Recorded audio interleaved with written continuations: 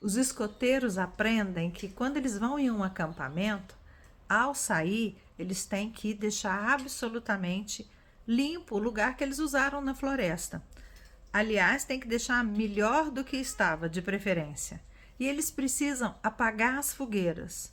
Para quê? Para que aquele lugar esteja pronto para o próximo que for usar. Então, onde você passar, tenha esse cuidado.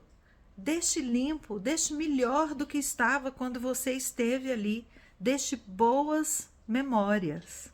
Apague as fogueiras nas suas relações.